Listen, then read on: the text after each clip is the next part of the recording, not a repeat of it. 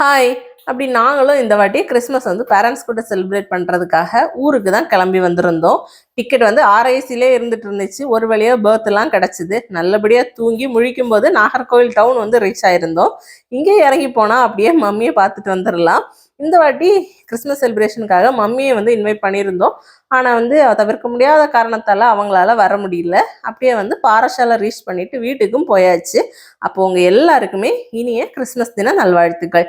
வீட்டுக்கு போய் பார்த்த அப்புறம் தான் தெரியுது, அப்பா வந்து நல்ல தலைவாழை வெட்டி அதை வந்து நெருப்பில் வாட்டி அப்படியே எடுத்துகிட்டு வந்து வச்சுட்டாங்க. இலைய பரிமாறி சூடாக சாப்பாடு போட்டு அது கூட பார்த்தீங்கன்னா ஸ்பெஷலாக நாட்டுக்கோழி குழம்பு அப்புறம் மட்டன் கிரேவி வந்து செஞ்சுருந்தாங்க. ரெண்டுமே அட்டகாசமாக இருந்துச்சு. அது கூட அம்மாவோட ஸ்பெஷல் இஞ்சி கூட்டும் ரசமும் நல்லா தழைய ரசத்தை ஊற்றி அப்படியே வந்து கிரேவி எல்லாத்தையும் ரெண்டத்தையும் கொஞ்சம் மிக்ஸ் பண்ணி சாப்பிட்றதுக்கு செமையாக இருந்துச்சு. சூப்பராக வந்து லஞ்சும் சாப்பிட்டாச்சு.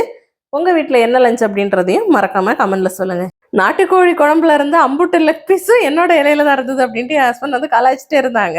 அதை உரியும் போது கூட இந்த ராஜ்கிரண் மூவியில் வந்து அவர் இப்படியே உரிவாரு, அது மாதிரி இருக்குன்னு சொல்லி கலாய்ச்சினே இருந்தாங்க.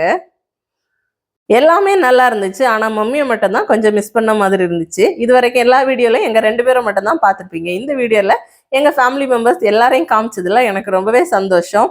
அப்பா, அம்மா, தம்பி, அப்புறம் என் ஹஸ்பண்டை ஆல்ரெடி வீடியோவில் பார்த்துருப்பீங்க. அப்புறம் நான் கடைசியாக வந்து பாயாசம் தான். எங்கள் ஆண்டி தான் இந்த வாட்டி அடை பாயாசம் செஞ்சு கொடுத்துருந்தாங்க. அடை பாயாசம் சாப்பிட்றதுக்குன்னே ஒரு முறை இருக்குது.